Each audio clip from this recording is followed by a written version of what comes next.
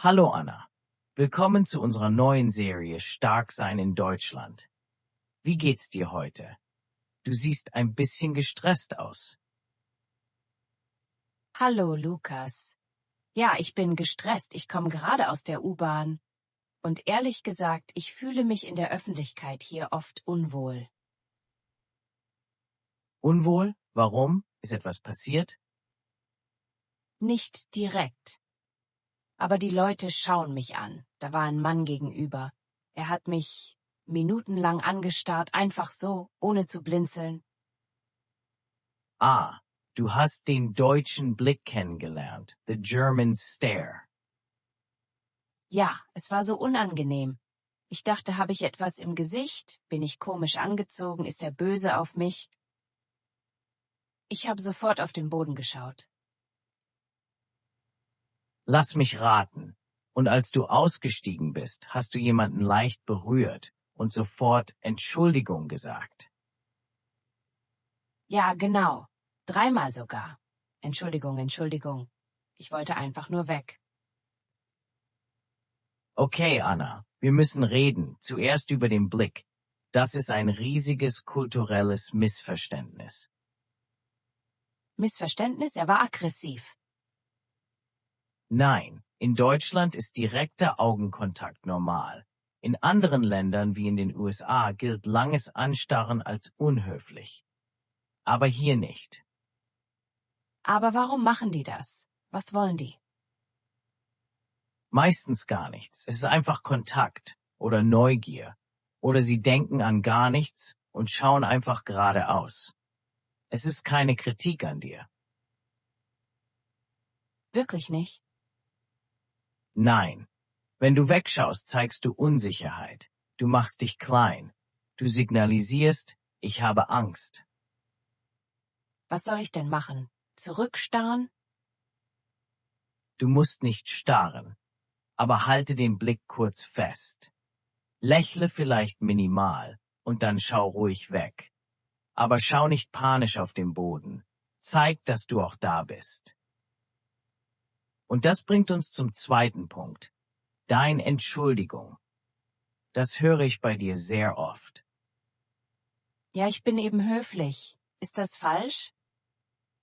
Höflichkeit ist gut, aber Unterwürfigkeit ist schlecht. Wenn du im Supermarkt an das Regal willst und jemand steht im Weg, was sagst du dann? Ich sage Entschuldigung, darf ich vielleicht mal kurz? Tut mir leid. Stopp. Hörst du dich selbst? Du entschuldigst dich dafür, dass du existierst, dass du Brot kaufen willst. Aber ich will nicht stören. Du störst nicht. Du bist eine Kundin. Du hast das gleiche Recht auf Platz wie der andere. Wenn du Entschuldigung sagst, machst du dich kleiner als du bist. Okay, das klingt logisch. Aber was sagen die Deutschen dann? Schubsen sie die Leute weg? Nein, sie sind effizient. Sie sagen, darf ich mal kurz vorbei oder einfach Achtung, bitte. Oder sogar nur ein bestimmtes darf ich. Darf ich mal vorbei? Das klingt viel direkter. Ja, und der Ton ist wichtig. Deine Stimme geht am Ende nach oben, wie eine Frage. Darf ich mal vorbei? Das klingt unsicher. Und wie soll es klingen? Die Stimme muss am Ende nach unten gehen. Ein Punkt, kein Fragezeichen. Darf ich mal vorbei? Das ist eine Aussage. Okay. Ich will das üben. Ich will nicht mehr das kleine Mädchen in der U-Bahn sein. Gut. Stell dir vor, wir sind im Supermarkt. Ich stehe vor dem Weinregal. Ich bin groß und breit und ich sehe dich nicht. Was machst du? Okay, ich atme tief ein. Ich mache mich groß. Nein. Darf ich mal kurz an den Wein? Besser, aber noch ein bisschen fester. Ich höre dich kaum. Entschuldigung ist falsch. Darf ich bitte mal vorbei? Sehr gut. Das war klar. Es war deutlich. Und weißt du was? Was? Ich gehe sofort zur Seite, weil ich höre, hier kommt jemand, der weiß, was er will. Das fühlt sich gut an. Es ist wie ein Muskel, oder? Genau, Selbstbewusstsein ist ein Muskel. Du musst ihn trainieren. Jeden Tag. Danke, Lukas. Also wenn mich jemand anstarrt, bleibe ich ruhig. Und wenn ich Platz brauche, frage ich nicht um Erlaubnis zu existieren. Exakt. Du hast deinen Platz in Deutschland verdient, Anna. Aber das war erst der Anfang. Nächstes Mal wird es schwieriger. Ja. Oh nein, was kommt nächstes Mal? Nächstes Mal klingelt es an deiner Tür. Eine Freundin will spontan vorbeikommen. Aber du bist müde. Oh Gott, Spontanbesuch. Mein Albtraum. Wir werden lernen, wie man Grenzen setzt und wie man Nein sagt. Bis zum nächsten Mal. Bis dann und danke. Hallo Anna, willkommen zurück. In der letzten Folge haben wir gelernt, im Supermarkt Platz zu nehmen. Wie war deine Woche? Hallo Lukas, die Sache im Supermarkt klappt gut, aber jetzt habe ich ein neues Problem. Ein privates Problem. Erzähl mir davon. Gestern Abend lag ich auf dem Sofa. Ich war total erschöpft von der Arbeit, ich hatte mein Pyjama an und wollte nur Netflix schauen. Und dann klingelte mein Handy. Wer war es? Meine Freundin Lisa. Sie schrieb, hey, ich bin gerade in deiner Gegend. Ich komme in 5 Minuten spontan vorbei auf einen Wein. Und dann klingelte es schon fast an der Tür. Oh, der klassische Spontanbesuch, der Albtraum vieler Deutscher. Was hast du gemacht? Ich habe Panik bekommen. Ich wollte sie nicht sehen. Ich wollte meine Ruhe, aber ich konnte doch nicht Nein sagen. Das ist doch unhöflich, oder? Und, hast du aufgemacht? Ja. Ich habe schnell meine Jeans angezogen, die Wohnung aufgeräumt und gelächelt, aber innerlich war ich wütend. Der Abend war ruiniert. Anna, das war ein Fehler. Du hast deine Privatsphäre nicht geschützt. In Deutschland ist die Wohnung ein heiliger Ort. Es ist deine Burg. Aber Lisa ist eine Freundin. In meiner Heimat ist es normal, dass Freunde einfach vorbeikommen. Das heißt Gastfreundschaft. Ich verstehe das. Aber in Deutschland herrscht eine Terminkultur. Wir lieben unsere Kalender. Spontanität ist schön, aber nur, wenn beide Zeit haben. Wenn jemand einfach klingelt, empfinden das viele Deutsche als respektlos. Respektlos? Wirklich? Ja, weil du die Zeit des anderen stiehlst. Du nimmst an, dass der andere nichts zu tun hat. Aber vielleicht will der andere einfach nur nichts tun. Und das ist sein Recht. Das stimmt. Ich wollte wirklich einfach nur nichts tun. Aber wie sage ich das, ohne sie zu verletzen? Soll ich lügen? Was wolltest du denn sagen? Ich wollte sagen, oh sorry, ich muss noch arbeiten. Oder ich fühle mich krank. Nein, keine Ausreden. Ausreden sind schwach. Und wenn Lisa sieht, dass du auf Instagram online bist, weiß sie, dass du lügst. Aber die Wahrheit ist, ich habe keine Lust auf dich. Das klingt hart. Nein, das ist nicht die Wahrheit. Die Wahrheit ist, ich brauche Zeit für mich. Das hat nichts mit Lisa zu tun. Es hat mit deiner Energie zu tun. Okay? Aber wie sage ich das auf Deutsch, damit es nicht aggressiv klingt? Es gibt einen Zaubersatz. Er ist höflich, aber sehr klar. Er lautet, das passt mir heute leider nicht. Das passt mir heute leider nicht. Das klingt sehr formell. Es ist neutral. Du kannst auch sagen, du, ich hatte einen langen Tag und brauche heute Abend Ruhe. Lass uns lieber einen Termin für nächste Woche machen. Einen Termin machen? Mit einer Freundin? Ja, in Deutschland macht man Termine zum Kaffee trinken, zum Spazieren, für alles. Das zeigt Wertschätzung. Es bedeutet, ich reserviere mir Zeit exklusiv für dich. Okay, das ist eine andere Perspektive. Ein Termin ist ein Geschenk, kein Zwang. Genau. Lass uns das üben. Ich bin Lisa. Ich stehe vor deiner Tür und rufe an. Ring, ring. Okay. Hallo Lisa. Hey Anna, mach auf.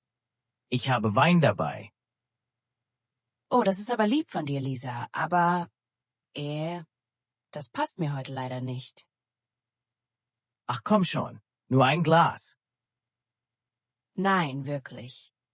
Ich bin total kaputt und brauche heute Abend Zeit für mich allein. Ich bin keine gute Gesellschaft heute. Oh, okay, schade. Aber lass uns doch direkt schauen, wann wir nächste Woche Zeit haben. Dienstagabend? Dienstag klingt gut. Dann bis Dienstag. Perfekt, Anna. Puh, das war schwer. Aber es fühlte sich ehrlich an. Und ich habe ihr sofort eine Alternative angeboten. Das ist der Schlüssel. Das Nein zu heute ist ein Ja zu unserer Freundschaft nächste Woche. Du hast die Tür nicht zugemauert, du hast sie nur für heute geschlossen. Ich verstehe jetzt. Die Tür hat einen Griff. Ich darf entscheiden, wann ich aufmache. Richtig, und echte Freunde respektieren das. Aber Anna, Freunde sind das eine, Kollegen sind etwas anderes. Oh je, was meinst du? Was machst du, wenn ein Kollege dich um Hilfe bittet, obwohl du keine Zeit hast? Da kannst du nicht einfach sagen, ich will meine Ruhe. Im Büro ist das viel komplizierter. In der nächsten Folge lernen wir deutsche Direktheit oder wie man Klartext redet, ohne gefeuert zu werden. Bis bald. Tschüss. Ich mache jetzt erstmal einen Termin mit meinem Sofa. Hallo Anna, willkommen zu Teil 3. Wir haben über die Öffentlichkeit gesprochen und über Freunde. Heute gehen wir ins Büro. Oh, das Büro. Das ist ein Minenfeld, Lukas. Ich hatte gestern eine Situation mit meinem Kollegen Thomas. Ich bin immer noch verwirrt. Was ist passiert mit Thomas? Er kam zu mir und wollte mir ein Projekt geben.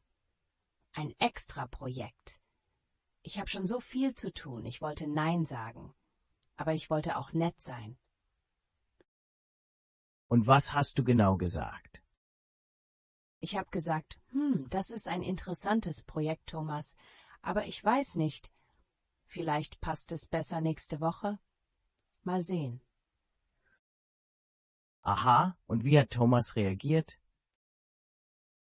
Er hat gelächelt und gesagt, super, ich lege es dir auf den Tisch. Und jetzt liegt es da. Warum hat er mich nicht verstanden? Ich habe doch gesagt, ich weiß nicht. Anna, das ist ein klassisches kulturelles Verständnis. Du hast durch die Blume gesprochen, mit Andeutungen. Ja, natürlich, das ist höflich. Man sagt nicht direkt Nein. In vielen Ländern ja. Aber in Deutschland bedeutet vielleicht nicht Nein. Es bedeutet vielleicht. Es bedeutet, es gibt eine Chance. Wirklich? Also dachte er, ich denke darüber nach? Ja, und weil er das Projekt loswerden wollte, hat er dein vielleicht als Ja interpretiert. Deutsche lieben Klartext. Klartext, was heißt das? Das heißt klare, eindeutige Sprache. Ohne Zucker, ohne Verpackung. Für dich wirkt das vielleicht kalt oder aggressiv, aber für uns ist es effizient. Aber wenn ich sage, das mache ich nicht, dann ist er doch beleidigt. Nein, er ist beleidigt, wenn du vielleicht sagst und es dann nicht machst. Dann verschwendest du seine Zeit. Direktheit ist in Deutschland eine Form von Respekt. Respekt durch Härte, das ist neu für mich. Es ist keine Härte. Es ist Klarheit. Stell dir vor, du bist der Pilot eines Flugzeugs. Willst du, dass der Tower sagt, vielleicht landest du jetzt? Nein. Du willst klare Anweisungen. Okay, ich verstehe das Prinzip, keine Rätsel. Aber wie sage ich Nein zu Thomas, ohne wie ein Roboter zu klingen? Du brauchst eine Begründung, aber keine Ausrede. Du sagst Nein plus Grund. Zum Beispiel? Thomas, ich kann das Projekt nicht übernehmen. Ich habe momentan keine Kapazität dafür. Keine Kapazität. Das klingt sehr professionell. Ja, es ist sachlich. Es geht nicht darum, dass du Thomas nicht magst. Es geht um Ressourcen. Und wenn der Schreibtisch voll ist er voll. Und wenn er bettelt? Ach komm, Anna, du bist doch so schnell. Das ist Manipulation. Dann wiederholst du dich. Das nennt man die Schallplattenmethode. Schallplatte, wie die Musik. Ja, die Platte hängt. Du sagst einfach nochmal, danke für das Kompliment, aber wie gesagt, ich habe keine Kapazität. Okay. Ich muss das üben. Ich gehe jetzt zurück ins Büro in meinem Kopf und spreche nochmal mit Thomas. Gut, ich bin Thomas, ich komme mit noch einer Akte. Aktie. Wechselt Stimme ist fordernd. Hey Anna, hier ist noch der Bericht für Müller. Kannst du da mal kurz drüber schauen? Dauert nur 10 Minuten. Hallo Thomas, nein, ich kann das nicht machen. Was? Warum denn nicht? Wir sind doch ein Team. Ich arbeite gerade an der Präsentation für den Chef. Ich habe keine Zeit für den Müller-Bericht. Bitte frag Stefan. Oh, okay, dann frage ich Stefan. Danke für die Info. Bravo, Anna. Wow, das ging schnell. Er hat nicht diskutiert. Warum sollte er? Deine Botschaft war klar. Erst, nein. 2, Grundpräsentation. Lösung. Frag Stefan. Perfekte deutsche Kommunikation. Es fühlt sich ehrlich gesagt viel leichter an. Ich muss keine Lügen erfinden. Klartext spart Energie. Und Energie, die brauchst du für deinen Feierabend. Oh ja, der Feierabend, das ist mein Lieblingsthema. Aber auch da machen viele Fehler. Viele nehmen die Arbeit mit nach Hause. Digital. Rang. Du meinst E-Mails am Abend? Ja. In der nächsten Folge sprechen wir über das Heiligtum der Deutschen, den Feierabend, und warum du dein Handy ausschalten musst, um respektiert zu werden. Klingt gut. Ich übe jetzt Klartext. Nein, Lukas, ich will keinen Kaffee mehr. Tschüss. Haha, sehr gut. Tschüss, Anna. Hallo, Anna. Willkommen zu Teil 4. Du siehst müde aus. Hast du schlecht geschlafen? Hallo, Lukas. Ja, ich habe sehr schlecht geschlafen. Ich hatte gestern Abend einen kleinen Panikmoment. Panik? Was ist passiert? Es war 20:30.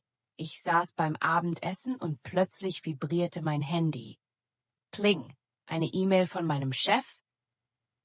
Um 8:30 abends. Und? Was stand drin? Er hat nur eine Datei geschickt und gefragt, ist das die aktuelle Version? Nichts Schlimmes, aber mein Herz fing an zu rasen. Und was hast du gemacht? Ich habe mein Essen stehen lassen, ich habe den Laptop aufgeklappt, ich habe die Datei geprüft und ich habe sofort geantwortet, ja Chef, das ist die aktuelle Version, schönen Abend noch. Oh, Und danach? Hast du dich gut gefühlt? nein, ich habe die ganze Nacht darüber nachgedacht. Habe ich einen Fehler gemacht? Warum schreibt er so spät? Ich konnte nicht mehr abschalten. Anna, du hast einen Kardinalfehler gemacht. Du hast den Feierabend verletzt. Aber ich wollte fleißig sein. Ich wollte zeigen, dass ich engagiert bin. In meiner Heimat werden Leute befördert, die immer erreichbar sind. Ich weiß, in den USA oder Osteuropa ist das oft so, Hustle Culture.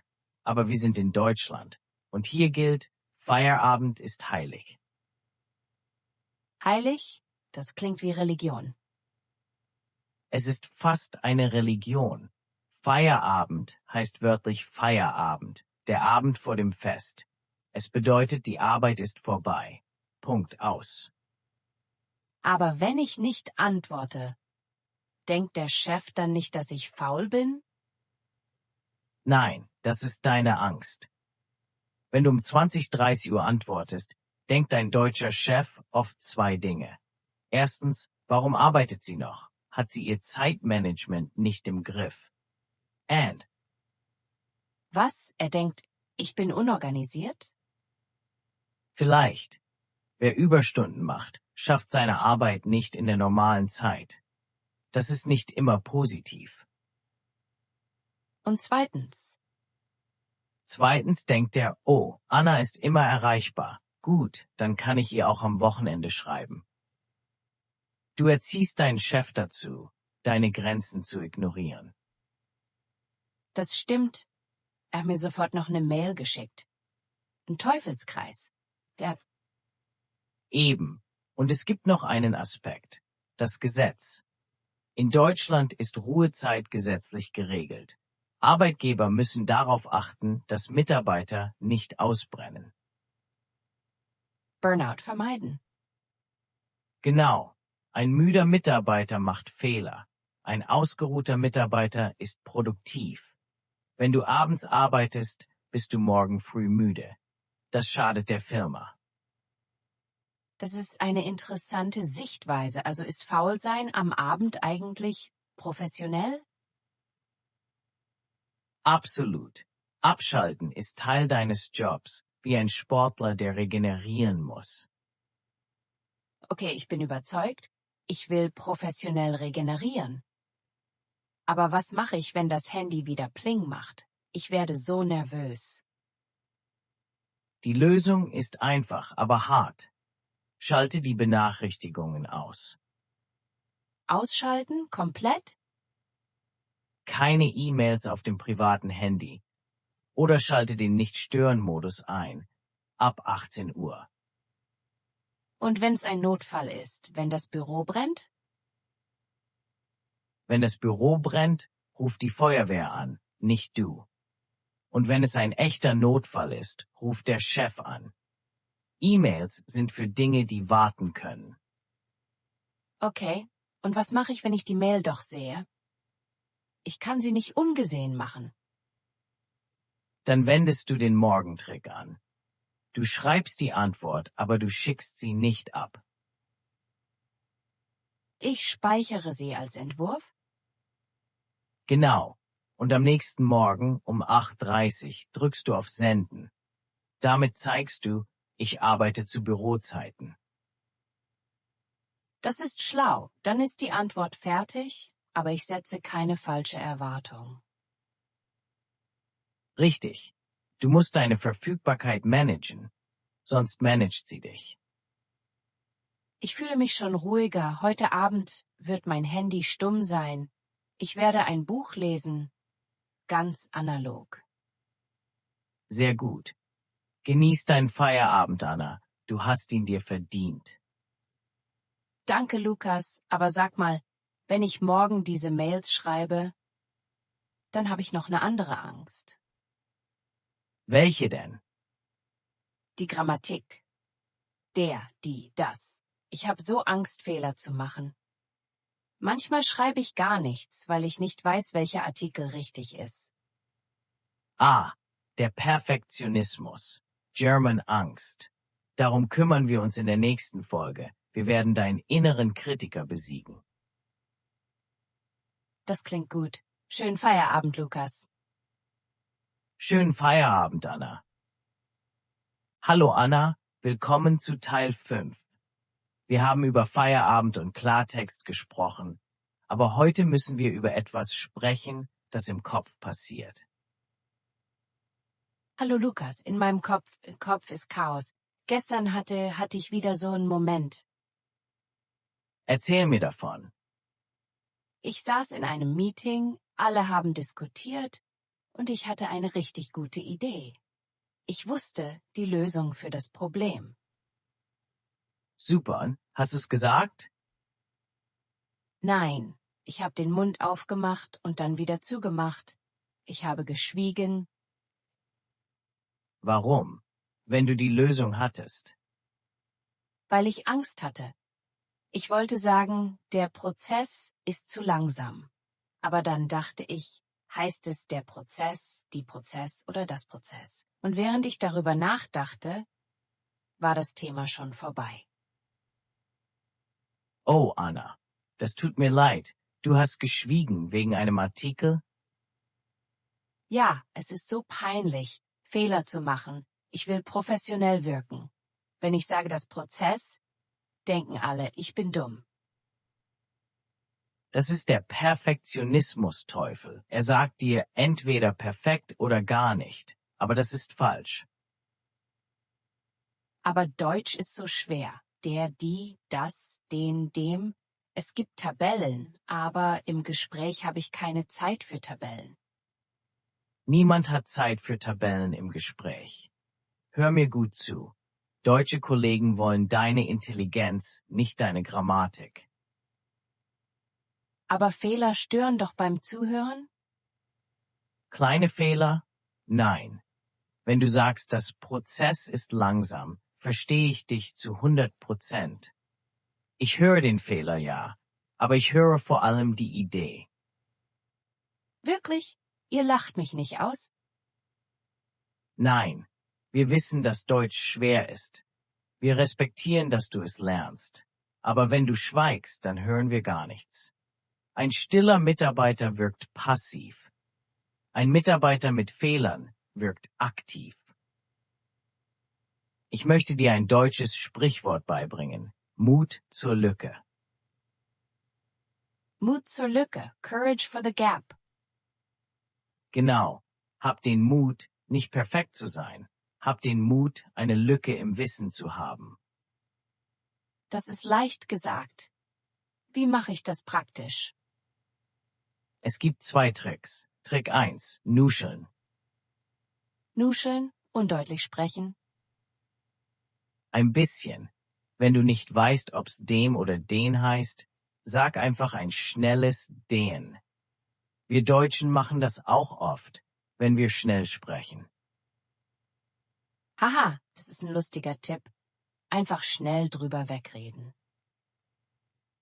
Ja, aber Trick 2 ist wichtiger. Fokus und das Substantiv. Die Artikel sind Dekoration. Die Botschaft ist das Wichtigste. Okay, also Inhalt vor Form. Exakt. Stell dir vor, ein Kollege aus den USA spricht Englisch mit dir und er macht einen kleinen Fehler. Denkst du dann, der ist dumm? Nein, natürlich nicht. Ich freue mich, dass wir kommunizieren können. Siehst du? So denken wir auch. Du bist viel strenger mit dir selbst als wir mit dir. Das stimmt. Mein innerer Kritiker ist ein strenger deutscher Lehrer mit einem roten Stift. Schick den Lehrer in Rente. Du brauchst einen inneren Coach, keinen Kritiker. Der Coach sagt, gut gemacht, du hast gesprochen. Der Artikel war falsch, egal. Weiter geht's. Okay, ich will es versuchen. Ich gehe zurück in das Meeting. Gut, ich bin der Chef. Wir haben ein Problem mit dem Budget. Was sagst du? Chef, ich denke, das Budget ist zu klein. Danke, Anna. Guter Punkt. Wir müssen darüber reden. War es richtig, das Budget? Ja, es ist das Budget. Aber das ist egal. Du hast deine Meinung gesagt. Und jetzt diskutieren wir über Geld, nicht über Grammatik. Es fühlt sich gut an. Ich habe meinen Mund aufgemacht. Und das ist alles, was zählt. Je mehr du sprichst, desto besser wird dein Gefühl für die Sprache. Aber wenn du schweigst, lernst du nichts. Danke, Lukas. Mut zur Lücke. Das wird mein neues Mantra. Ich werde Fehler machen und ich werde stolz darauf sein. Das ist die richtige Einstellung. Aber Anna, selbst wenn du gut sprichst und tolle Arbeit machst, manchmal sagen die Deutschen gar nichts. Gar nichts? Kein Lob? Genau. Wir sind sparsam mit Komplimenten. In der nächsten Folge sprechen wir darüber, wie du weißt, dass du gut bist, auch wenn niemand applaudiert. Oh, das ist schwer für mein Ego. Ich bin gespannt. Bis zum nächsten Mal. Hallo Anna. Willkommen zu Teil 6. Heute sehe ich ein sehr ernstes Gesicht. Was ist los? Hallo, Lukas. Ich bin einfach nur enttäuscht und traurig. Oh nein. Hat deine Präsentation gestern nicht geklappt? Die, vor der du so Angst hattest? Doch. Sie hat super geklappt. Ich habe frei gesprochen, ich habe Mut zur Lücke gehabt, die Technik hat funktioniert, alles war perfekt. Das ist doch großartig. Warum bist du dann traurig? Weil niemand etwas gesagt hat. Wie meinst du das? Mein Chef saß da, er hat zugehört, am Ende hat er genickt und gesagt, gut, Anke, der nächste bitte. Das war alles. Und was hast du erwartet? Ich habe Applaus erwartet. Oder wenigstens ein Wow, Anna, das war fantastisch. Ich habe das ganze Wochenende gearbeitet. Und er sagt nur gut? Anna, herzlich willkommen in der deutschen Arbeitswelt.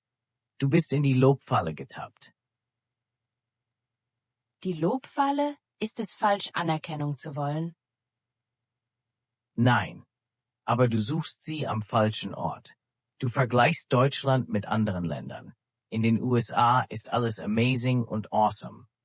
Wenn du dort einen Stift aufhebst, sagen sie Great Job. Ja, das gibt Energie, das motiviert mich.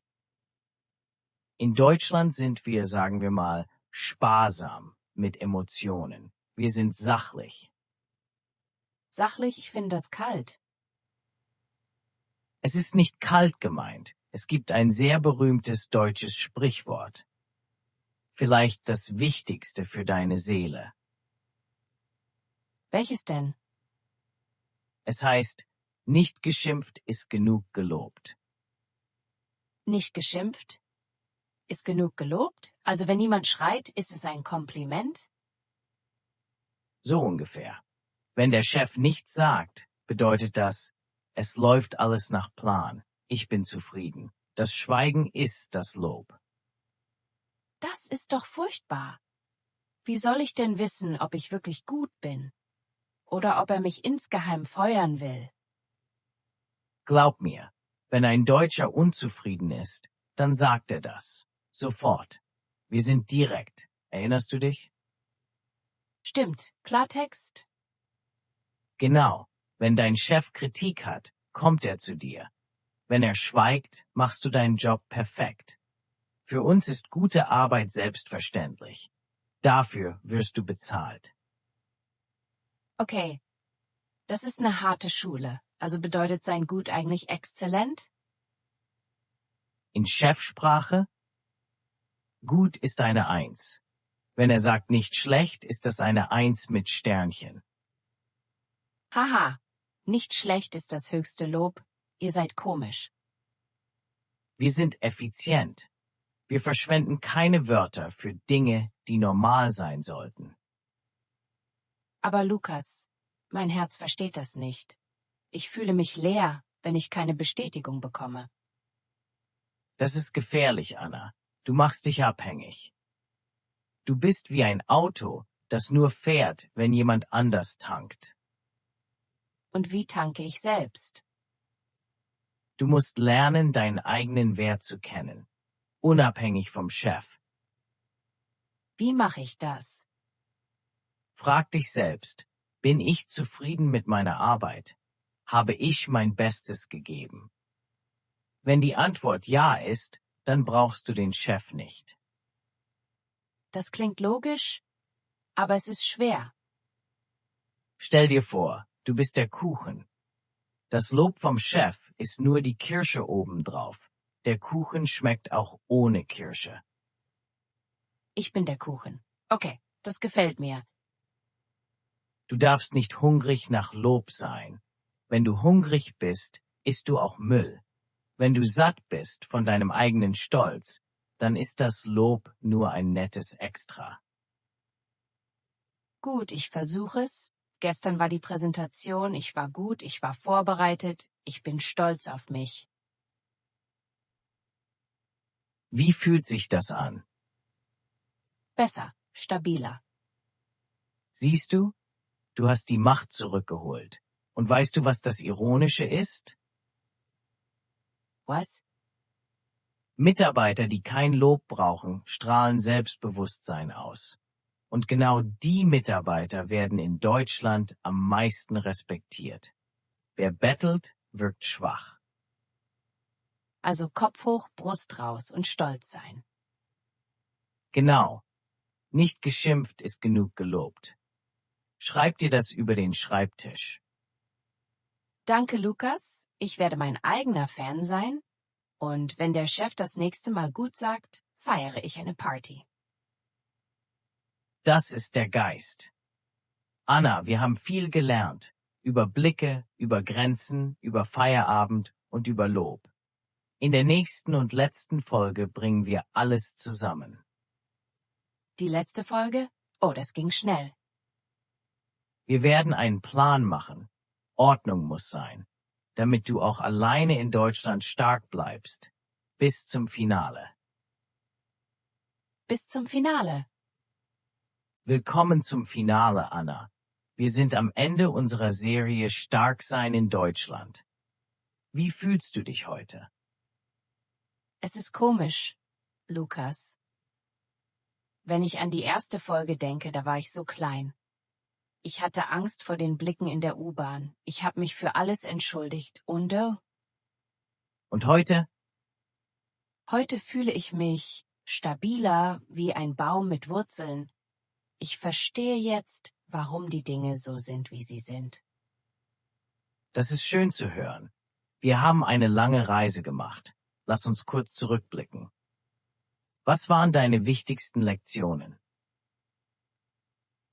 Also, Nummer 1 war der Blick.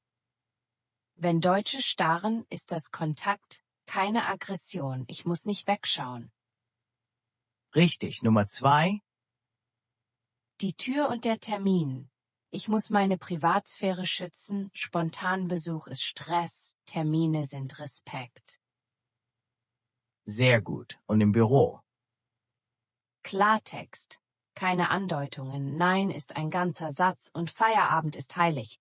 Wer abends arbeitet, plant schlecht. Exakt. Und was hast du über dich selbst gelernt? Dass ich Mut zur Lücke haben darf. Meine Grammatik muss nicht perfekt sein, solange meine Idee gut ist. Und ich brauche kein Lob vom Chef, um glücklich zu sein. Ich bin der Kuchen. Das Lob ist nur die Kirsche. Anna, du hast alles verstanden. Du hast das deutsche Betriebssystem installiert. Aber es fehlt noch ein letztes Puzzleteil. Was fehlt noch? Das Wort, das alle Ausländer mit Deutschland verbinden. Ordnung. Ordnung? Du meinst aufräumen? Nicht nur in der Wohnung. Ordnung im Kopf. Ordnung im Leben. Wir Deutschen lieben Struktur nicht, weil wir langweilig sind, sondern weil Struktur Sicherheit gibt. Sicherheit? Ja, wenn du einen Plan hast, musst du keine Angst haben. Wenn du weißt, was passiert, bist du ruhig. Chaos macht Stress. Ordnung macht frei.